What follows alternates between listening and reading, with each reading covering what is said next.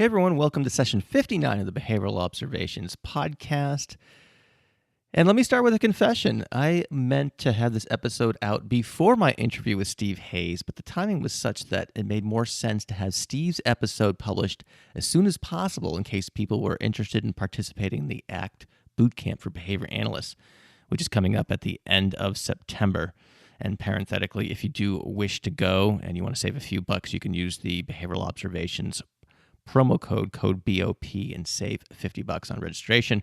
That aside, so I mentioned that because there's some references in this interview with today's guest, Dr. Nick Berens from Fit Learning, where we talk about my upcoming interview with Steve Hayes. So I just want to apologize for any confusing anachronisms. Those errors are mine and nobody else's, but nonetheless, I don't think it just distracts or detracts from our conversation. And if you're not familiar with Nick, Nick received his PhD in behavior analysis from UNR under the supervision of, guess who, Dr. Stephen Hayes. He spent the last 10 years researching and developing the Fit Learning system of instruction. This system targets areas such as basic classroom readiness, core processing speed, phonemic awareness, reading fluency, reading comprehension, language-based comprehension, basic and advanced mathematics, grammar. I mean, I could keep going. And we do get into some of the stuff that they do here at Fit Learning. And they work with individuals with a wide variety of disabilities.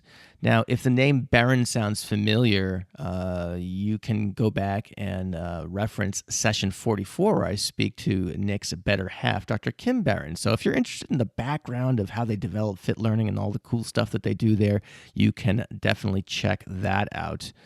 But in this episode, Nick discusses the role of relational frame theory as it relates to the work that they do at Fit.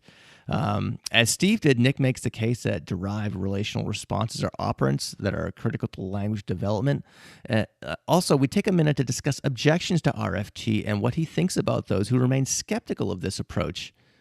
And again, as an aside, we will have some non-RFT ACT stuff coming up as well. I know for some, we might stay in that area a little longer than they would like. So fear not, we'll get back to some more conventional topics here in a little bit. In this interview, Nick drops a few references, and you can get those in the show notes.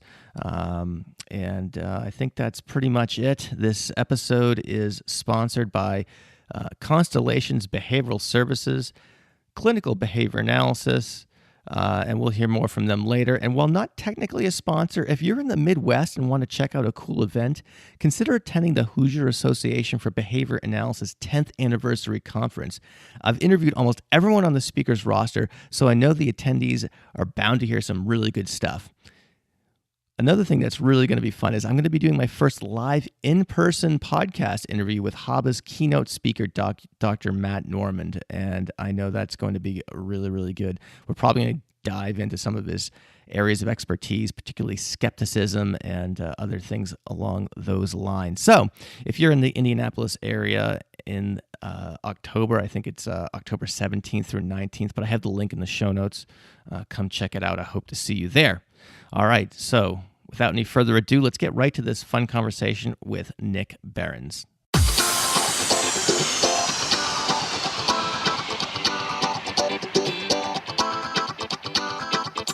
Welcome to the Behavioral Observations podcast, stimulating talk for today's behavior analysts. Now here's your host, Matt Sikoria. Dr. Nick Berens, welcome to the Behavioral Observations podcast. How are you doing today? I'm doing great. Thanks a lot for having me, Matt. Oh, this is definitely a treat. Of course, the name Berens will be familiar to listeners because we had your better half, Dr. Kim Berens, on a few sessions ago, and her episode. So sorry for the letdown. If you're expecting anything close to her level of pizzazz, I'm just good. It's not coming. But oh yeah, I think it'll be fine. But yeah, her episode was very well received, and a lot of people remarked about the passionate way in which she,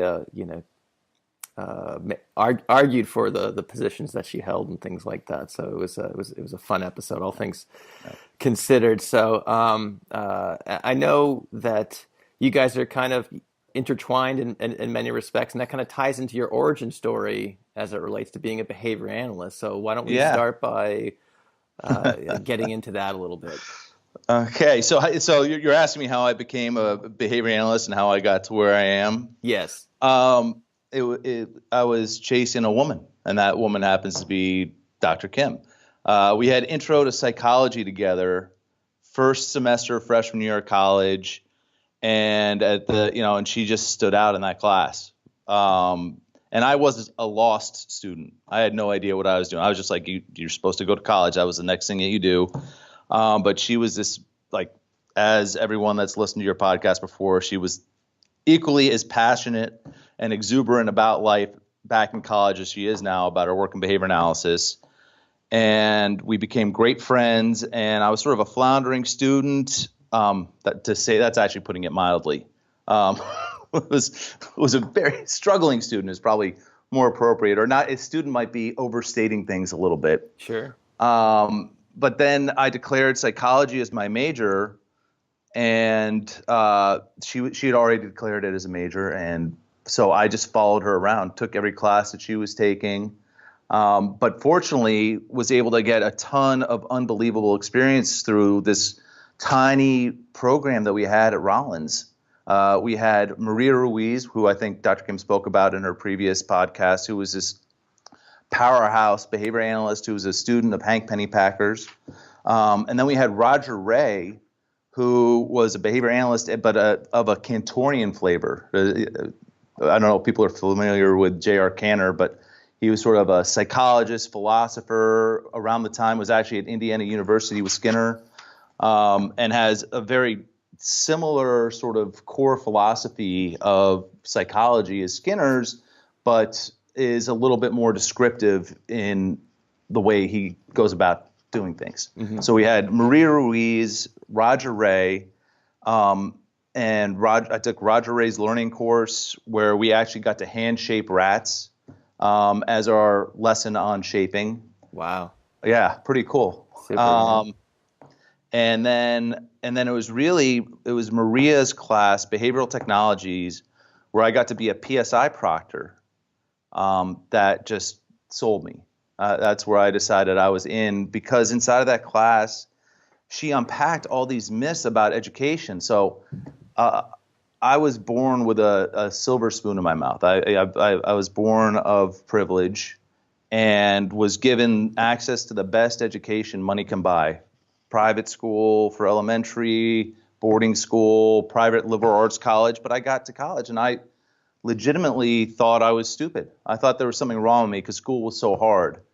But Maria, through this class, was able, and through proctoring this PSI unit, I was able to see, I'd just been matriculated from one grade to the next without being given the skills necessary to perform at the next level.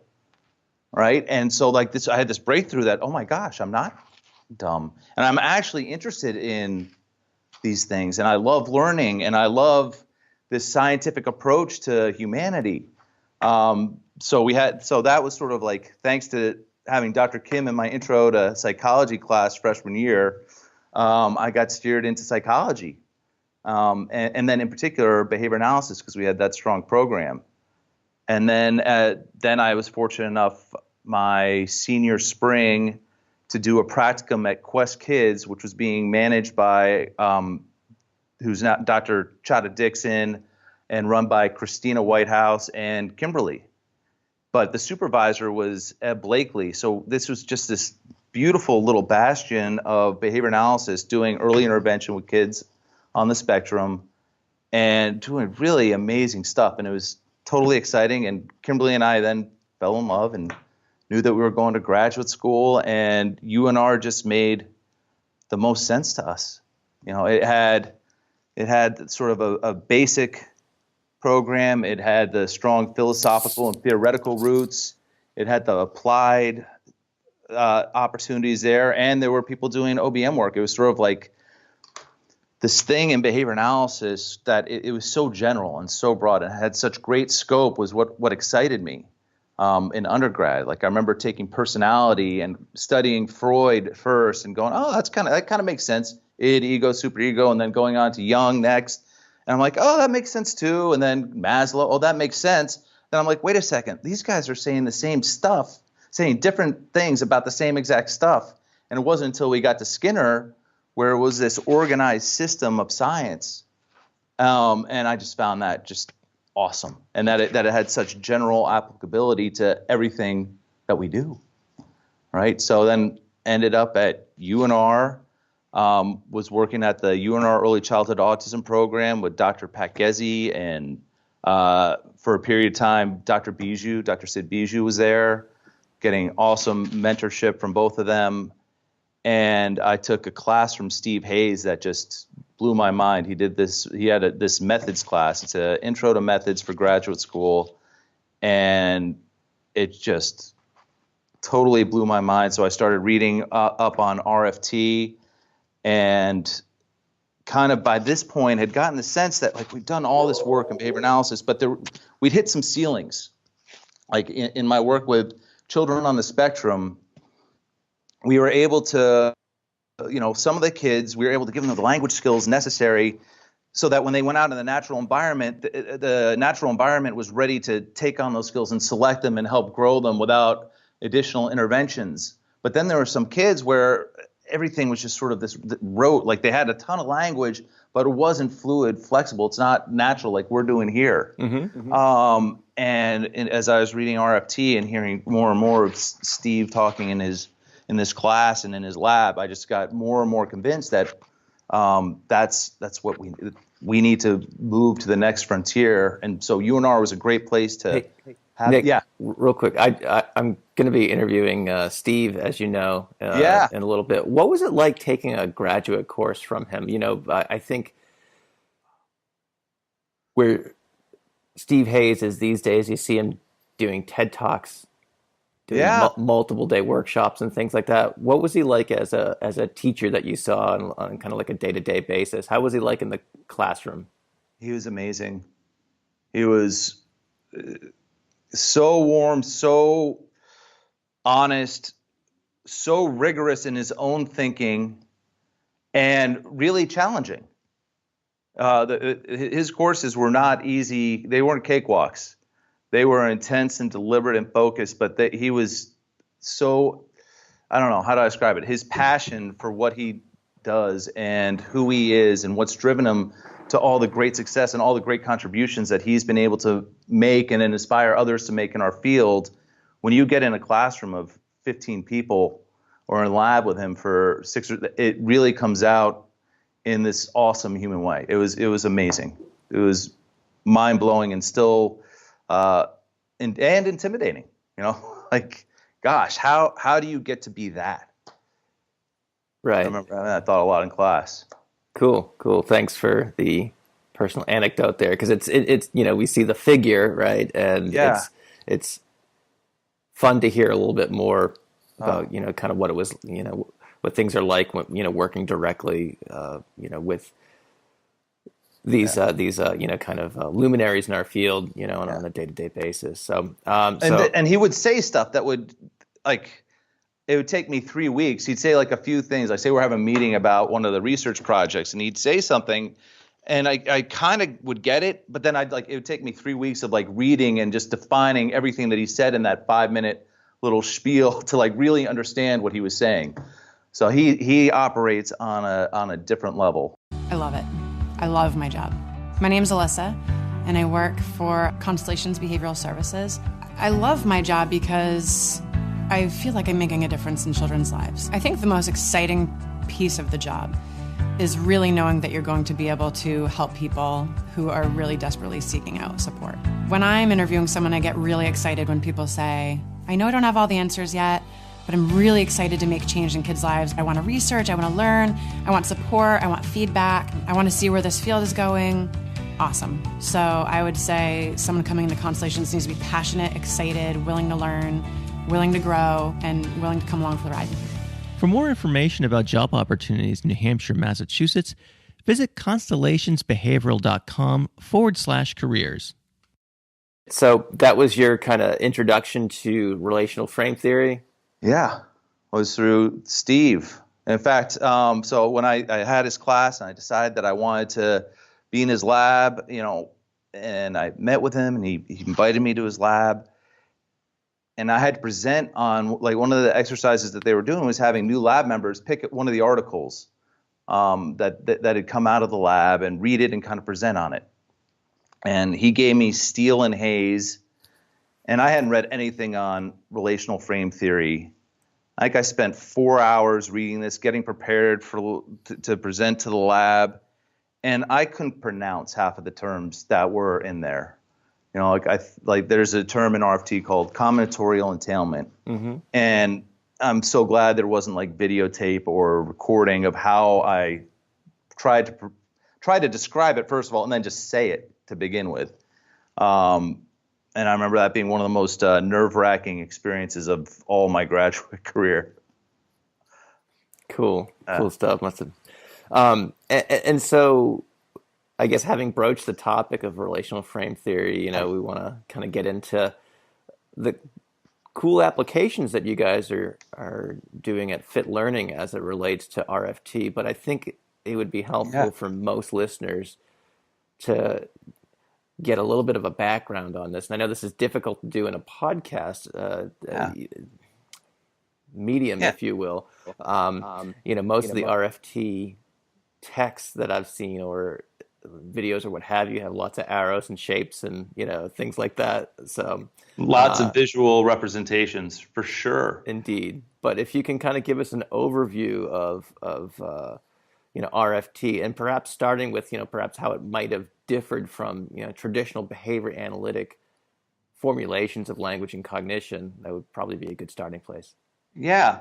And so just as like a caveat into what I'm hoping to do with this sort of conversation and why I reached out to you basically after your conversation with Dr. Kim, is that I want people to get excited about this because this is important stuff. There is a lot of overwhelming new language inside of RFT, but ultimately there's nothing different. You mentioned like, how is it different than traditional behavior analysis and behavioral accounts?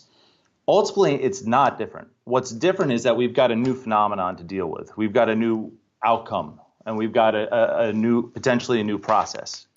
But it's still richly behavior analytic. So at its core, I'll describe, first of all, this is going to be tongue in cheek, and I like to do this, like to clarify how difficult and how much work needs to be done to, at a deep level, understand RFT. But to summarize it in a simple sentence is that RFT is basically arbitrarily applicable derived relational responding, showing the contextually controlled qualities of mutual and combinatorial entailment and a transformation of stimulus function in accordance with those that can be arbitrarily applied, but is not necessarily arbitrarily applied, right? Really easy. Real simple stuff. So so I think that's where, right? I think that's where we get in a little bit of trouble. It's a lot simpler than that. At its core, there's a lot of things that RFT says about derived relational responding, which is that new phenomenon that I was talking about recently, just a second ago. But at its core, derived relational responding to RFT is just operant behavior. Now, whether we're talking empirically or ontologically correct in that statement, whether it's a primitive as Sidman at one point suggested, meaning that it's just sort of like, that's what humans do. When they get exposed to particular contingencies of reinforcement, that's just going to occur. Or the naming theory, like which one's correct at that sort of basic theoretical level is not a concern for me because I'm a clinician. What is a concern is that I find that RFT, by viewing derived relational responding as operant behavior, now gives me new tools to go after problems that I wasn't able to go after before. Right? So we have RFT is operant behavior. It's applied to derived relational responding. So for audience members that may not be totally familiar with derived relational responding, it's being trained in a very specific conditional discrimination and then having a new response essentially occur based upon that original training. So this is where people usually run into the diagrams in the and the pictures and the arrows and all that stuff. So I'll try and do it verbally without drawing. Let's say that a child learns to see that when he sees his sippy cup of milk, he says milk, right? Mm-hmm. But now when mom says milk, the child points to the sippy cup without any reinforcement. So like over time, child sees the milk cup and says milk, and mom goes, woo, good job, good job.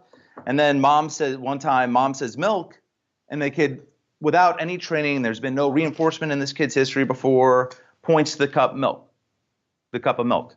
Well, that's a totally new response that hasn't been subjected to the conditions of reinforcement. Mm-hmm. And it's new. So in a sense, it's called derived.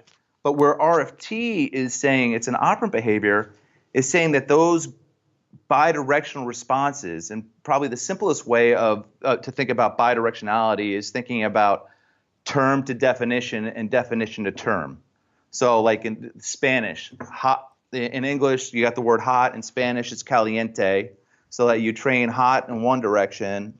You're trying to learn Spanish. Okay, what's the word for hot? Caliente. Good. So what does caliente mean? Hot.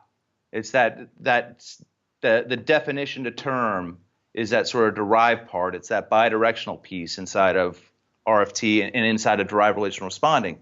But what RFT is saying is that somewhere in that kid's history, well, maybe not in that instance of milk, but that bidirectional response has been reinforced and has probably been reinforced across multiple exemplars of cat, dog, mom, dad, blankie, pacifier, hug, kiss.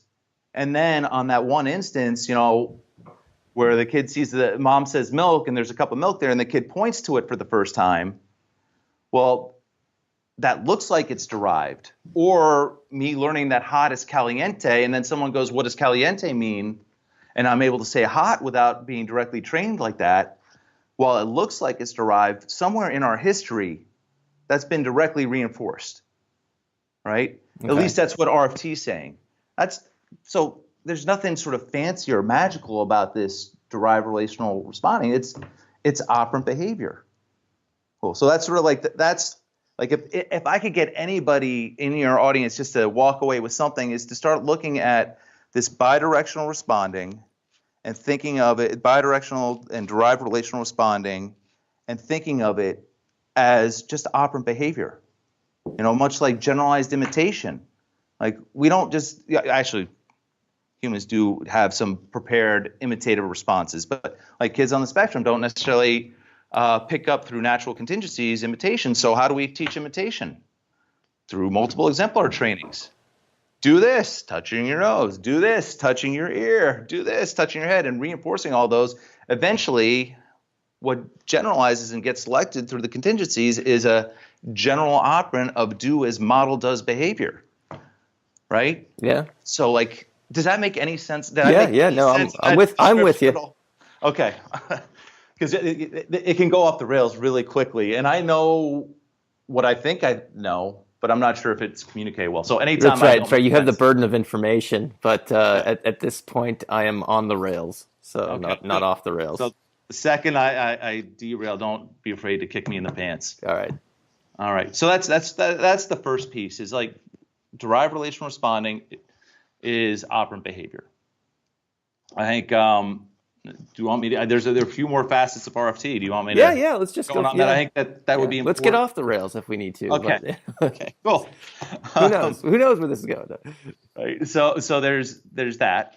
The other thing that RFT is saying, and there's some pretty strong data to suggest, is that this phenomenon of derived relational responding is incredibly critical to language development and language in and of itself. Like what we do is predicated on, as sort of verbally sophisticated adults, is predicated on an elaborated repertoire of derived relational responding, right? So you've had kids, many of your listeners have had kids. There is that, and I think we'll get into how this is different than a traditional take on, or is like Skinner's verbal behavior. And you've got kids, when they hit that sort of 14, 15-month mark, language starts to explode, right? Talking just starts occurring all over the place. Now, I know for a fact that all the stuff that my kiddos started doing when they hit that sweet spot of a year and a half, 2 years, 2.5 years, 3 years, where they're like every week they were like a different organism. Their repertoire is so elaborated. I know that a lot of that stuff was not directly trained. And I don't think that tax, mans, echoics, autoclitics, interverbals, and generalization are sufficient enough to really account for that explosion that we see in language. Now, they're and I'm not saying that they're not important distinctions and they're not useful, and especially when you've got kids that don't have language, you need to give them some of those skills, just to functionally exist in their environment, to be able to ask for things, to be able to like take more control in their world. But I don't think I'm saying anything too bombastic. That there's a ceiling to that. I tend to look at Skinner's verbal operants as preliminary verbal operants.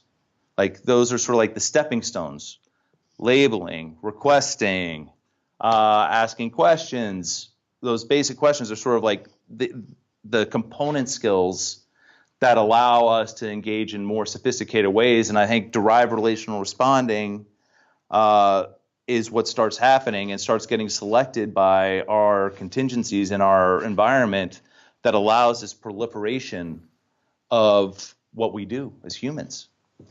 Okay, so we got, say what you're going to say it, and say what you've said. So far we've got RFT is about derived relational responding.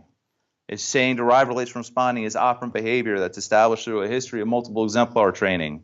It's critical to what we call language.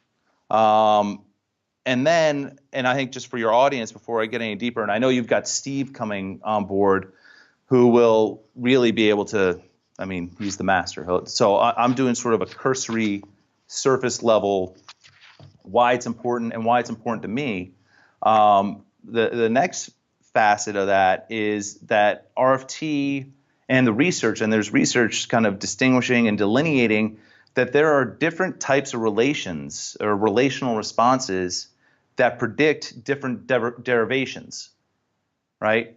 So like in one of the example I used before, hot is to caliente. In English, hot means the same thing as caliente in Spanish. Mm-hmm. And that's the same. And so the derived response is hot is the same as caliente. So when you hear caliente, you say hot.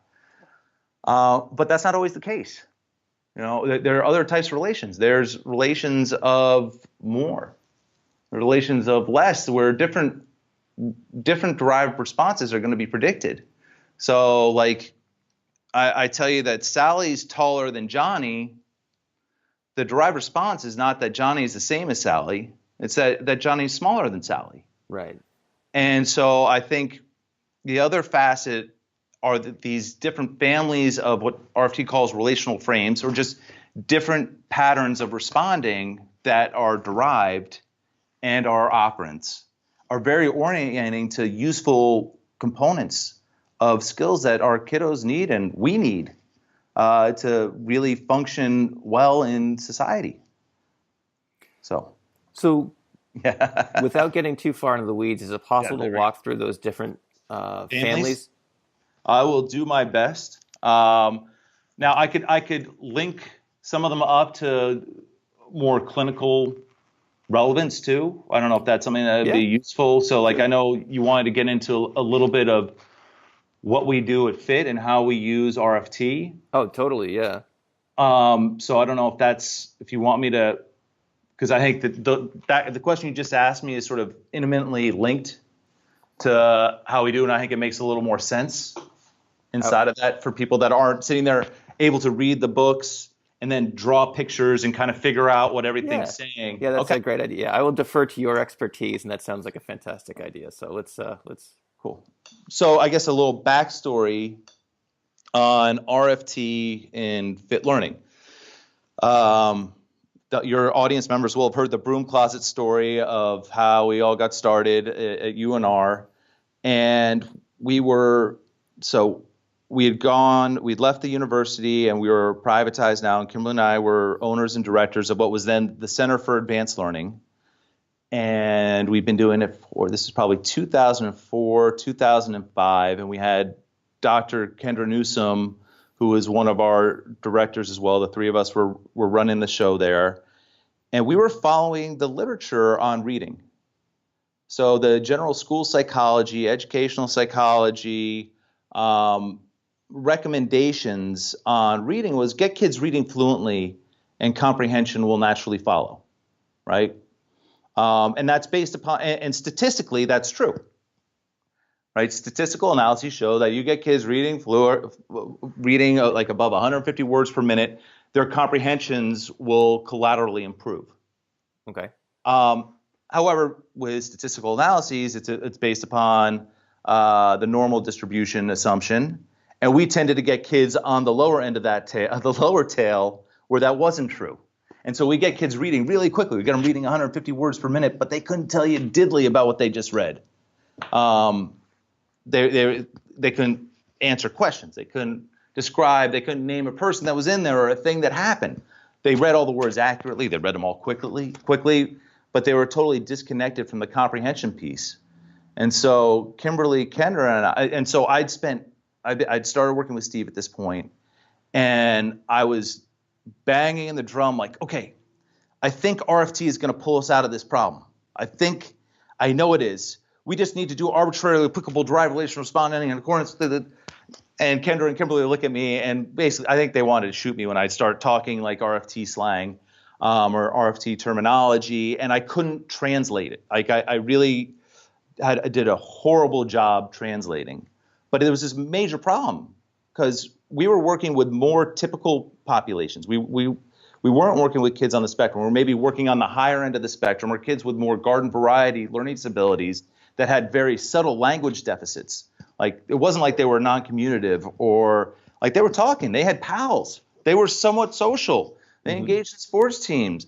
But being able to make inferences and being able to recall and attend for long enough to recall what they just read, we were failing them. We weren't able to make this move, and we were in competition with huge conglomerates like Sylvan and Huntington and Kuman that had these marketing budgets. And so we needed to produce powerful, intense results with our kiddos pretty quickly. And so Kimberly, Kendra, and I think I finally got them to understand that RFT was it and that I would never be able to describe to them how. So every Friday afternoon, we lock ourselves in the conference room at our center for about 2 hours. And for the first few meetings, it was we literally just looked at each other and said, do you have like a censor button? Because there was a lot of profanity. Oh, yeah. What the blank do we do with this? And I'm like, it's RFT, guys. And so we had this great back and forth, and gradually through Kimberly and Kendra's genius and patience with my incoherence, we're able to start pulling together through, and this will tie it back. It actually does come full circle here, Matt. By leveraging the different families of frames, we were able to envision a line of programming that got at like reading comprehension. And so we had to start at like, what does it take to, we can't start at the level of a book. Like reading and comprehending a book, that's too big. A chapter's too big, passage too big, paragraph too big. Like we got ourselves all the way down to like a word, and understanding what needs to happen when not only do kids need to process that word, right? So like take a sentence like the frog jumped over the log. When they read the frog, kids not only need to be able to accurately say frog when they see the word frog, but they also need to like have a whole, like be able to bring to bear their entire history with frogs to that moment to make that stimulus be as salient and relevant as possible. And that needs to occur somewhat automatically, because if you're having to every word that you see, like you get to the frog and you have to pause and think, okay, frog, that sounds familiar. Oh yeah, it's that green slimy thing. You're toast. That's way too much response effort to really be able to gauge in comprehension. So it was like all the way down to what a word is, and then like being able to make inferences and be able to make connections amongst things. We saw like, hey, kids need to be able to compare and contrast in terms of similarity. So that's our first most basic frame, and it seems like this is the one that occurs and is selected first by our environment, which is a frame of coordination, or basically dealing with relations of equivalence or sameness. So reading a passage, how is George Washington similar to Thomas Jefferson during the Continental Congress? For kids, like, you need to be able to have a strong repertoire of deriving similarities. But kids also need distinction, like how are George Washington and Thomas Jefferson different? And that's a different family of frame with a different pattern of derived relational responding that's predicted from it. Which one's better, George Washington or Thomas Jefferson? So that's another family, is that's comparison, sort of dealing with more than, less than relations. And so being able to compare and contrast, when that one's huge. That I call that one the family: bigger, smaller, taller, hotter, cooler. And each one of those have different predicted derived relational responses, as well as another term. I'll let Steve unpack this one, but transformation of stimulus function, which is another reason that's another thing that separates RFT. But that we'll let Steve take that one on. All right, cool. Because we're just starting to unpack that clinically and finding ways to leverage that in our practice, but we're not quite there yet. And so I'm at comparison, distinction, hierarchy, being able to make hierarchical relations. So all the time we see kids in school, and actually I'll just throw myself under the bus, not the rest of the population. So I remember it was the summer of between 4th and 5th grade, and I crushed my summer reading. I hammered books. I was so proud of myself. I read so many books that it was like nonstop. I'd read in the morning, and then I'd go to camp, and I'd come back, and I'd read in the afternoon. And I was reading, and I was loving the books, and I was getting into it. And then around like August, the first week of August, my mom's like, okay, now you have to pick 3 of those books and write a page-long summary. Uh-oh. And I remember sitting down at my desk, like, okay, I'm going to do it because I read books and I'm awesome and I did great. And then like distilling these 150 pages from like, I don't know, what was one of the books I read? I think it was like Old Man in the Sea or something. And I'm like, wait, how do I get that down on a page? Where do I start? I had no skill set. And actually, if you ask Kimberly, my hierarchical categorization, which is kind of linked to executive functioning, and many people will be familiar with that term through neuropsych evals and stuff. Kimberly will say that that's probably one of my weakest relational operants, staying organized and staying on topic. But still, like as a kid, that was devastating. I felt so horrible. I remember it pushed me to tears because I'd write and I just didn't know. I wasn't given enough of the practice opportunity, and that operant wasn't strengthened enough. So now to describe what that operant is a little bit, it's being able to. It's basically like classifying and putting things in order in terms of general and specific. Let's say that's one example. So like one real world example of hierarchical classification is sort of familial relations. Like grandparent is above grandchild, mom is above daughter, and there are different types of relations that are derived based upon where in that hierarchy those relations sit, right? What about on an organizational level? I sometimes see kids act one way in front of a paraprofessional and act very differently in front of the teacher, and I have this sense that they've kind of figured out the totem pole, if you will, with no one actually telling them or anything like that. And even though we tell people it's staff is a staff is a staff, and you need to treat everyone respectfully and things like that. And has that been seen on organizational levels as well? Or could that be operating at that level? It could be operating at a level. I mean, like kids gaming the system. Like, okay, this is the teacher that that's really going to drop the hammer on me if I don't turn in my homework right at time, or if it's not neat. And this is the teacher that I can go and basically have her complete my test for me if I look really sad and upset and not have to study. Like, is that what you're talking about in terms of? Well, not quite, but I can see how that would work too. But no, what I'm saying is that let's say you have a classroom, and within that classroom there's the teacher, and then there's maybe a teacher's assistant or a paraprofessional. And I've seen kids behave differently, or in the presence of one or the other, or kind of rank them, if you will, in terms of where they are status wise. Not overtly per se, but like be very disrespectful to one and not the other. And it's like this part of me that's wondering, okay, did they figure out like the organizational chart or something like that? No, and maybe it was just kind of So there are two things. Like, you'd have to look at the child's, like, as any behavior, like, is that a relational sort of operant where the kids derive that this, because this person has the title aide, is below the title teacher? Or is it a direct acting contingency where the kid's been paid off in some way, shape, or form, has received some sort of reinforcement for behaving that way, or has gotten away with more with that teacher, and the other teacher has punished it?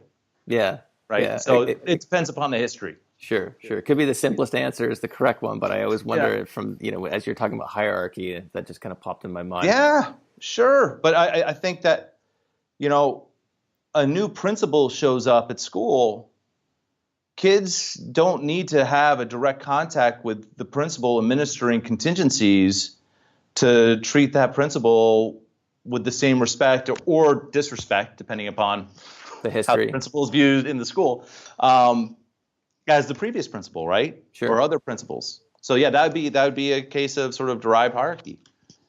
Neat. But inside of like going back to writing, we've found that kids can't even take simple lists of items and put them in order from most general to most specific. Like tennis shoes, Reebok tennis shoes. What's the biggest idea there? What's the smallest idea there? And being able to sort them quickly. So when you go, now imagine that's essentially what you have to do when you're writing. You have to have like a main point. But if you can't take a list of simple items and put them in order automatically, really quickly, then you're going to be real toast when it comes to even writing a short answer essay. Right? And so that's an example of hierarchy, and we do a ton of stuff at Fit Learning around building these basic hierarchical relations, like giving a group of items and being able to identify what's a general statement that applies to all of them. Mm-hmm. Right? So you've got cat, dog, bear, and tiger. What are they? They're all animals. They all have eyes. They all have ears. They all breathe. They all reproduce. They all die. They're all born. They all can be born. So like we found that if kids can't do stuff at that basic level, it's nearly impossible to do it at the higher level, which is like writing a paragraph or speaking with meaning in an organized fashion. And so we get kids just profoundly good at those core skills that then allows them to execute on higher, more complicated stuff. Clinical Behavior Analysis, or CBA for short, is Kentucky's expert provider of applied behavior analysis, counseling, and direct support services to individuals with intellectual and developmental disabilities, acquired brain injury, and autism. And they're about to open the Center for Behavior Analysis, a 13,000 square foot state-of-the-art facility in Louisville, Kentucky. And they're looking for a clinical director to lead a highly motivated team of BCBAs and technicians. If you're not familiar with Louisville, it's been rated by U.S. News & World Report as one of the nation's best places to live. With a low cost of living, your industry-leading salary and signing bonus will go a lot further. And with an abundance of cultural and recreational activities, you will not lack for fun things to do. So to learn more, go to cbacares.com/careers and set up your confidential interview today.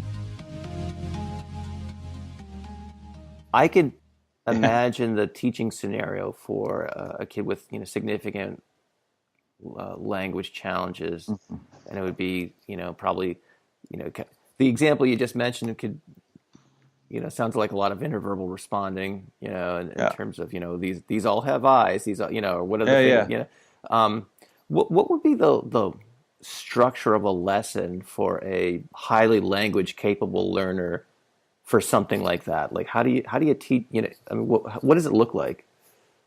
It looks like, basic behavior, the topography of the responses that we're working on are different, but the sort of formal functional pieces that you'd see in any good behavior analytic session are fairly similar. It's one-on-one, working on isolated skills, and giving lots and lots of practice opportunities on those skills. Now, one of the things we're like you were saying, those are interverbals that we were essentially training, right? That's what it sounded like to me, yeah. Yeah, exactly. But the real we're constantly testing to see if that's showing up and generating in novel context. So we'll train cat, dog, bear, tiger, but then we'll test something else totally non-related: truck, motorcycle, car, taxi. And it's when we start seeing frequencies, and then the other sort of key piece in everything we do, and I see your little smirk coming on, is standard dimensional measurement. That really allows you to see when these operants are emerging and unfolding. Like, we would not be able to get anywhere that we've gotten inside of our more advanced language training program if we didn't have a tool that allowed us to see these operants emerging. And so it's that measurement. Yeah, essentially in that context, we're maybe training interverbals, but we're testing to make sure that we're not done training just because we've directly trained them how to do it on that one set. It's that we're testing on novel items and novel sets and novel context. So that in that sense, it's like derived relational responding for these kiddos. It's truly happening with no specific training on those targeted stimuli, and that's when we call those types of programs mastered. Got it. It's not like, okay, yeah, you got really good at cat, dog, bear, and tiger. Woo! No, it's like when I can give you something totally new, totally novel, totally random, and you can respond with the same degree of flexibility and novelty, with a degree of pace. Got it. So I get that the overall concept of how you teach it is similar, but are these like worksheets? Is it someone working with an individual and doing these things, mediating these things, questions and answers verbally, or is it all of it? Yeah, we've designed tons of worksheet types activities. We use lots of picture cards just to create a greater variety of stimuli. Because one of the challenges that I've always had is that sort of formal functional distinction, where RFT from a purely functional standpoint is it doesn't matter what you're working on. Like, you can be using nonsense words like zip is bigger than zug. What's zug's relationship to zip? Like things that don't exist in the world. And as long as you're strengthening that, you're building the language repertoire. But we need to be putting formally appropriate terms in these places. Like, we need to be saying the Sears Tower is bigger than the Empire State Building, not right. Zip is bigger than Zuck. It's still the same functional unit. So we've had that real challenge of finding appropriate topographies while still going after that underlying functional repertoire. You made me laugh there because it sounded like some of the examples out of the peak transformation pre-assessment. Exactly. And in giving that to some students, I kind of get tongue-tied, and I also marvel at students' ability to answer those questions accurately because I'm reading it. It's like, if a Zug was bigger than a Jag, and and it's just they are not only tongue twisters, but they're also they're hard to it makes you have to think about them quite a bit, or at least I do. Well, yeah, and I also think. Like, we've seen this. We have one of our coaches, Alissa Segal. She's doing her thesis at Florida Institute of Technology under Dr. Tom Szabo's supervision, and she's looking at perplexers, which are these sort of really elongated analogical problem-solving situations where you're given a bunch of information, but there's missing information. You have to use the information to find out, Johnny has 3 green shamrocks, and Sally has 4 blue triangles, and John has 2 red squares on Saturday. and you have to fill in some missing information inside of that and figure out like how many green shamrocks will Sally have on Thursday. It's totally illogical what I just said, but that's the basic gist of what they're working on. And we find that some of our younger students perform better than our coaches. And I think that's because we've got other mediating response patterns going on, like, oh my God, I've got to get this. There's like more psychological behavior that's interfering with it. So yeah, like when you hear some of the problems that are given inside of the peak curriculum or any other sort of relational frame theory-based curriculum, I think the more evolved your repertoire is, sometimes can be a bit of a barrier. Yeah, totally. When you mention those examples of the perplexers, yeah, it reminds me. I don't think they have this test in the GRE anymore. But when I took it way back when, there was the analytic test, and it was like there was all sorts of like that challenges like that. These 7 paintings need to be hung in an art gallery. Mm-hmm. This one can't go next to that one, and that one can't go. And it's just like, oh my gosh, it's like, how am I ever going to solve this problem? And Oh, funny thing, and maybe this is why I gravitated towards RFT. Didn't do as well on the math or verbal part. I nailed that section. I see. So, all right, there you go. Maybe there's a little natural draw for me to RFT. Yeah. All right, so we got coordination, comparison, hierarchy. Metaphor, analogy, and now Steve's going to kill me. It's been a while since I've opened the purple book, the RFT book. So the families of frames are not as fluent as they once were. Let's talk about the ones that are relevant to your practice at Fit. If we haven't covered them all just yet. Yeah. So I think obviously coordination is a critical one. It's sort of almost underlying just about everything you do. If you can't derive that, I don't know, I'm sorry, I'm stuck on tax debt. That his tax debt is the same problem as my tax debt. Like you've got some problems going on. If you can't derive similarity, then you're going to have some real challenges working with inside of other frames. Now, comparison, hugely important for math, for reading comprehension, just being able to, as I was saying before, being able to compare and contrast basic statements. And what we've found is that working on these relations of comparison, similarity, opposition, and distinction, those ones primarily for our sort of younger kiddos, our 5 to 8-year-olds, 9-year-olds, produces really huge effects in reading comprehension. And then when you get into more advanced type skills like expressive writing, all those previous relational operants are critically important, but then you start needing able to be a little more fluent with hierarchy, with temporal, spatial relations and causal relations. Why do you think Sally punched Johnny? And you have to rely on your previous history of knowing that, Johnny took her lunchbox or made fun of her in the classroom, and so she was upset. Mm-hmm. And understanding those sort of causal relations. And we get kids in here all the time that have a really difficult time with answering those questions, or even being able to write in there's one kid recently where she wrote this beautiful paragraph. Her sentence structure was awesome. There was subject-verb agreement, and I've taught some master's level courses where people don't get subject-verb agreement.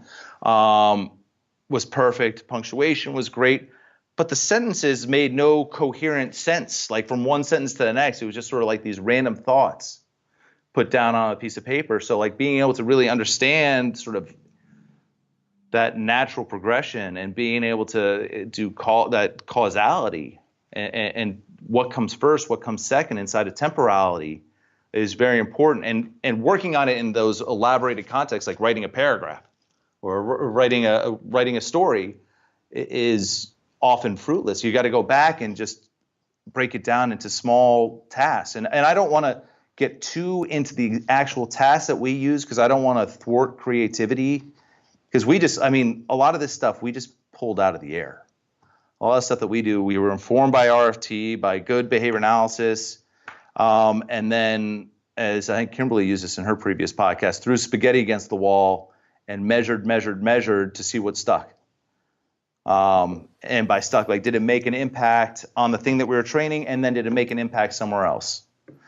Like, for example, Donnie Newsom did this amazing analysis of some of our kids that have been in our relational programming, but had no work inside of our reading program. So we've got like a mechanical reading program. That's our reading fluency, our decoding, our phonemic awareness stuff. And we just had some kids that came in just for the language-based training, the RFT-informed stuff.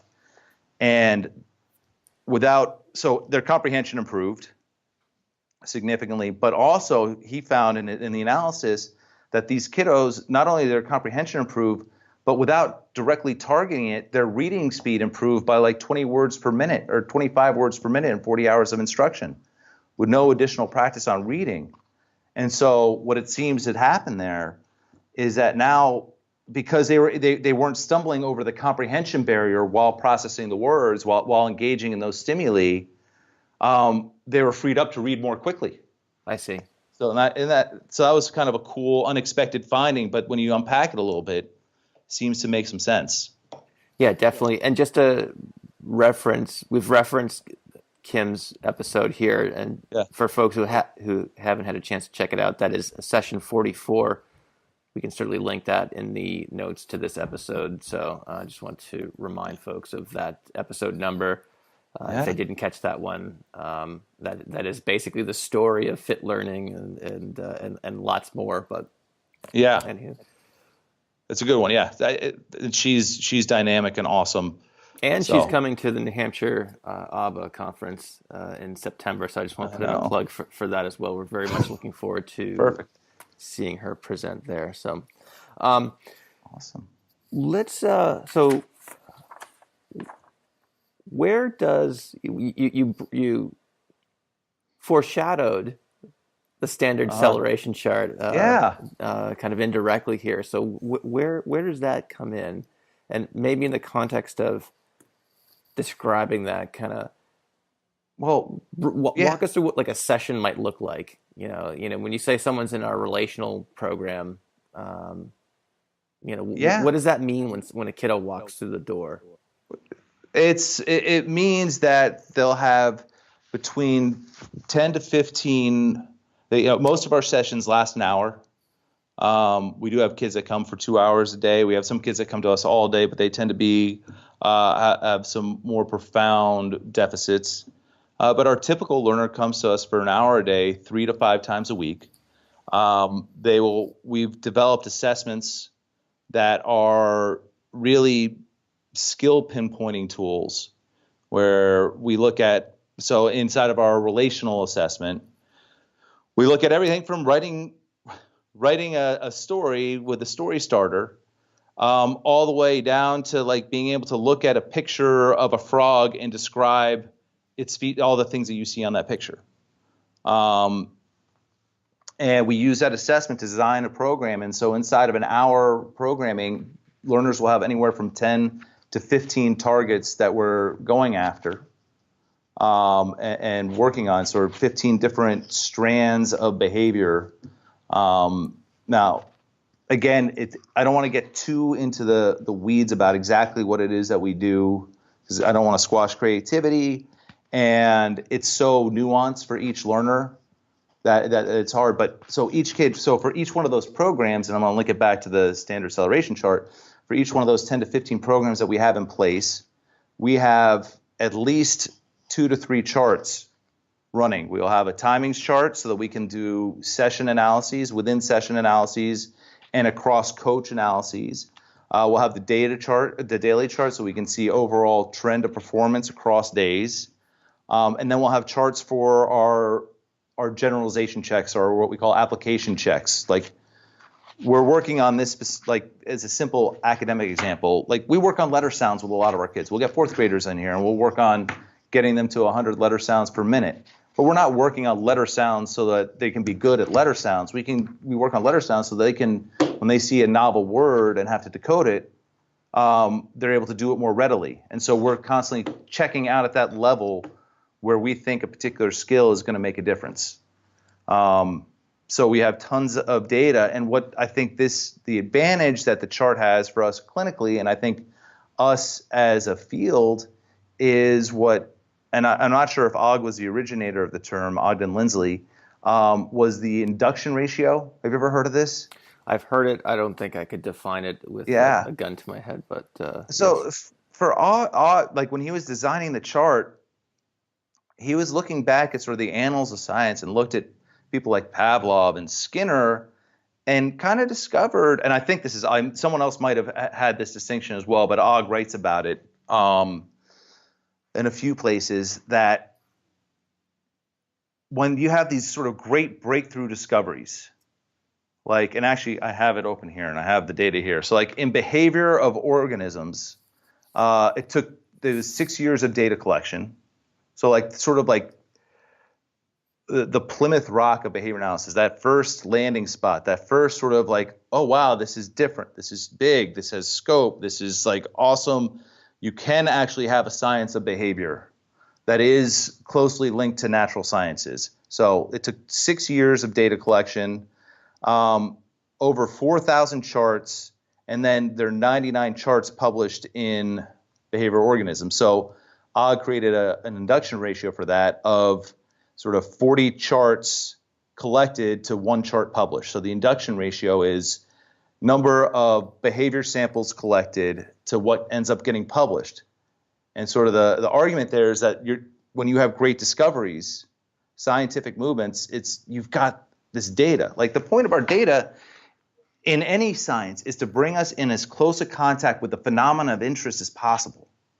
Whether we're clinicians or basic scientists, like if we're taking data, we want it to be like standard. We don't want to like go from one shop to the next and have it be different. Like blood pressure is a standard measurement. So to find out how the pressure in your blood's working, it doesn't matter if you're in Iceland or Australia or Africa or the United States, the equipment might be better in some areas, but it's still the same measurement, right? There's standard units and there's standard measurements. So when you have these standard measurements, you're able to get these repeated measures and get in as close a contact as possible with this phenomenon.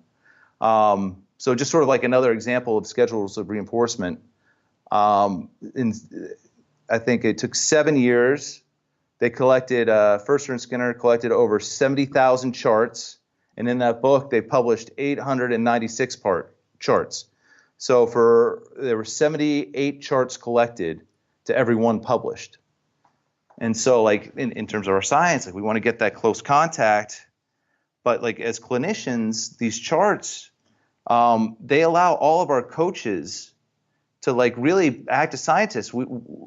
Donnie did an analysis a few years ago, and I think it's increased, that our coaches, if they're doing 10 hours a session a week, they are observing and recording something like 6,500 behaviors. That's incredible. Right?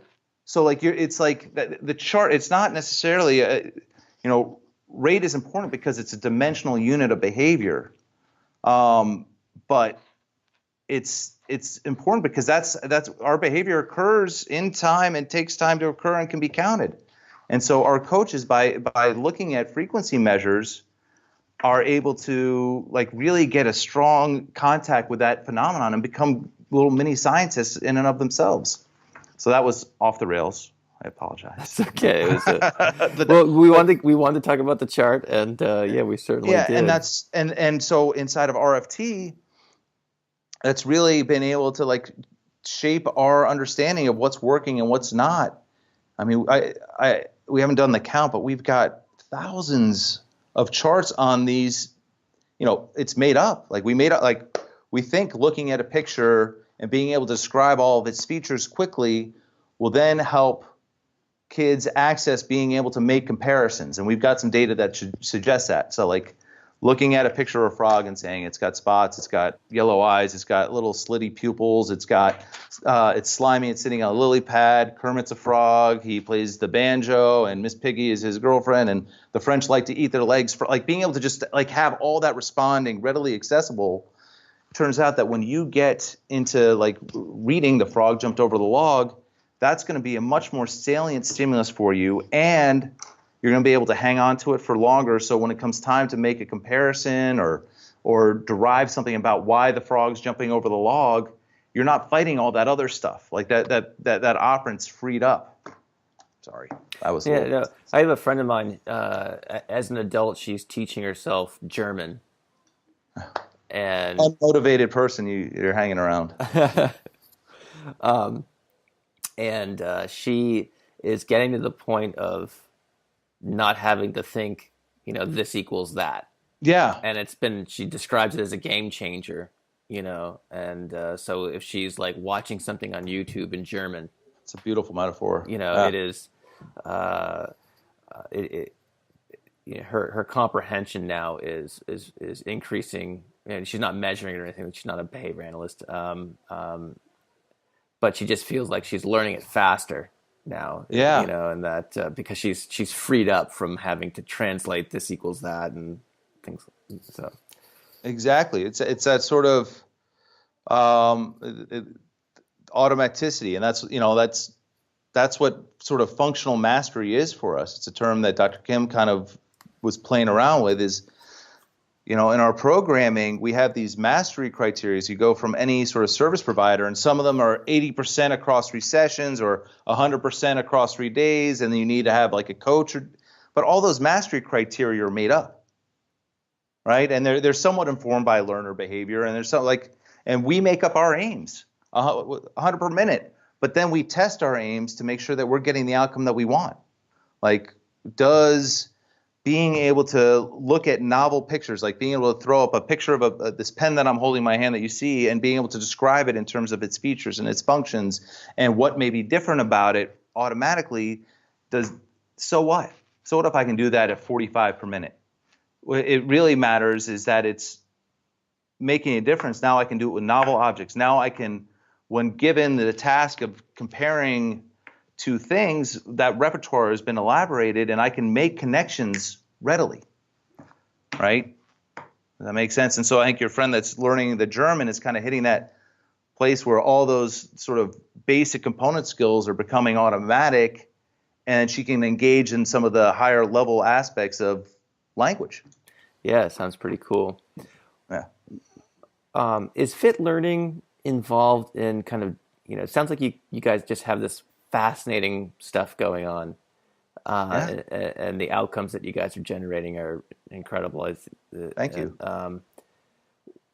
Are you guys involved in any kind of research or dissemination projects? And if so, can you describe them? Yeah. Don't ask Steve that question, because I know what his answer will be.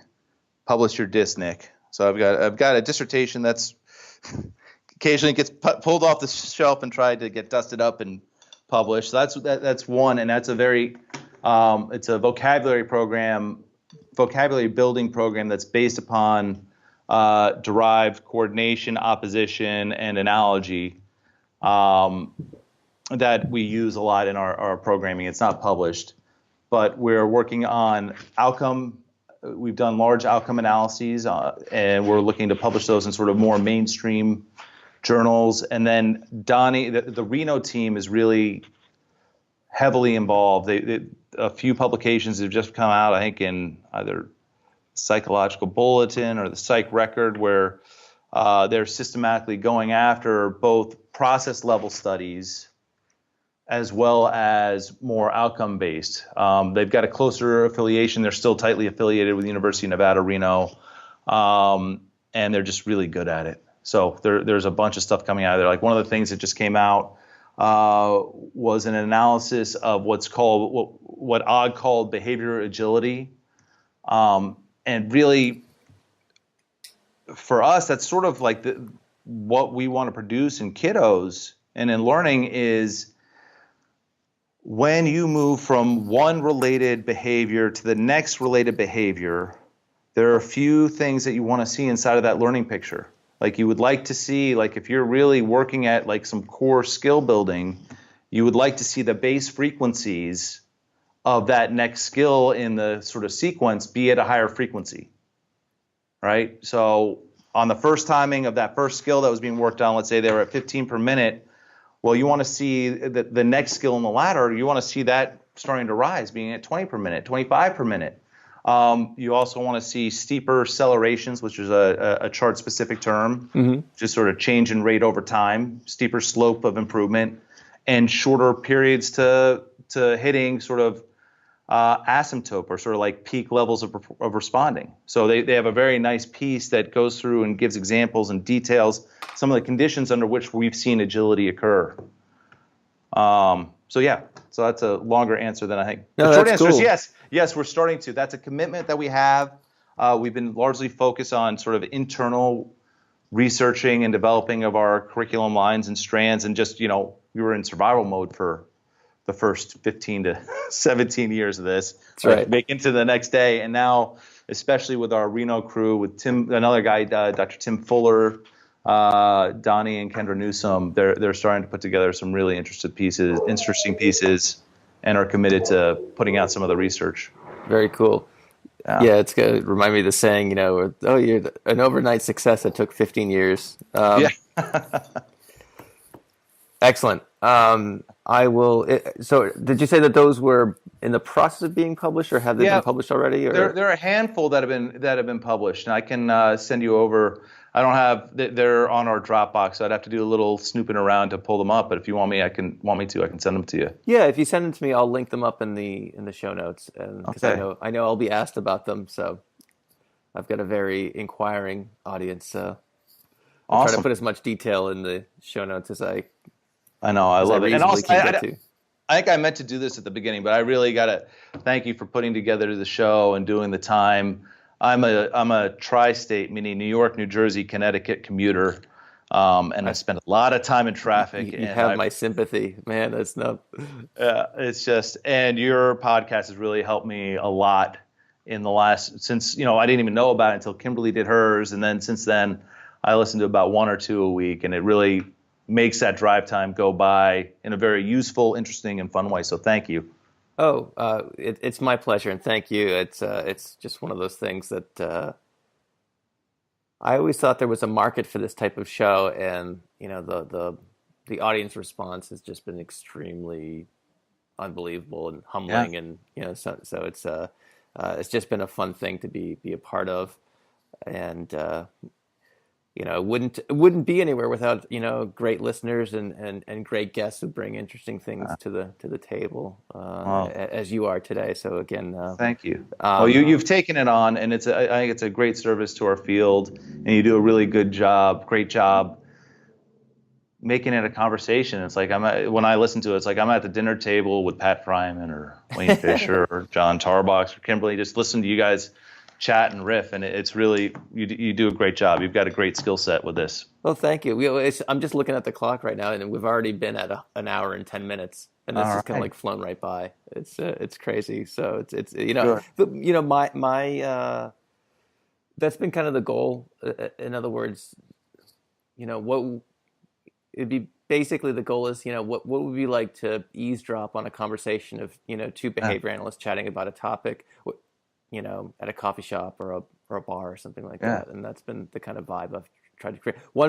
And usually with one behavior analyst being much more knowledgeable than the other in particular domain. So, don't say yourself. I've heard you in these conversations. You know your stuff, but you also maintain like sort of a childlike curiosity that really allows people to sort of share themselves in a great way.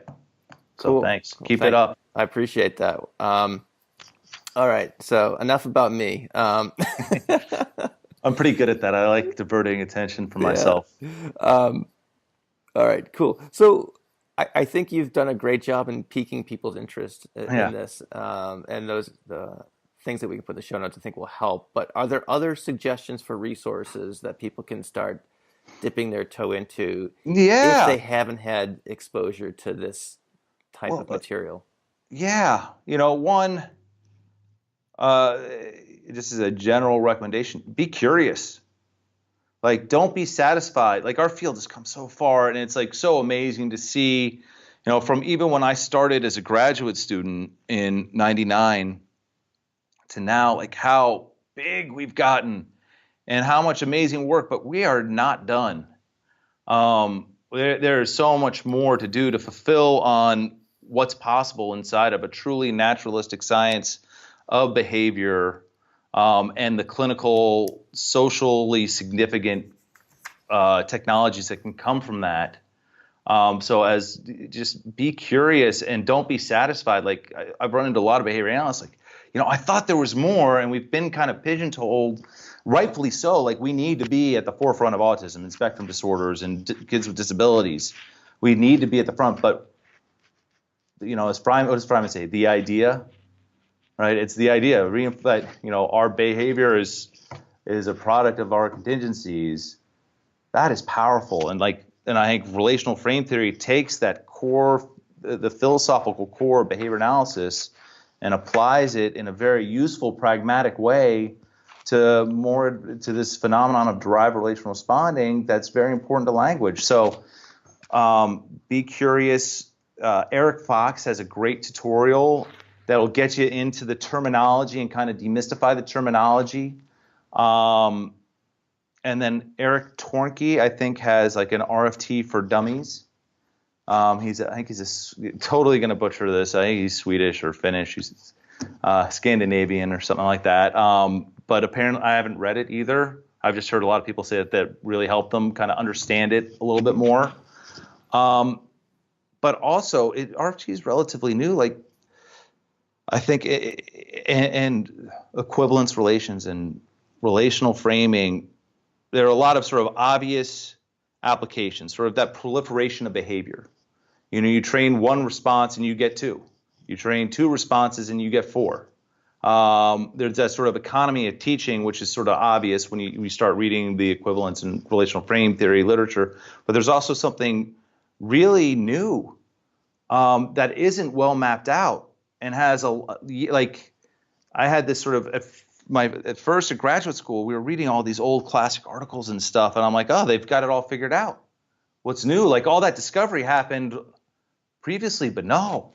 Like, there's so much new stuff for us to figure out and get better at. And like RFT, whether it's right in like a capital T truth right, I don't know. Hopefully it's not. Hopefully someone comes along 5, 10, 15, 20 years and totally rips the door off the hinges and finds a totally new way of understanding advanced language and advanced just being human behavior that is more readily translated into applications that make a difference in the world. So be curious, ask questions, talk to people, and start playing around with it. Yeah. Aside from that, do you have any advice for a newly minted BCBA? Yeah.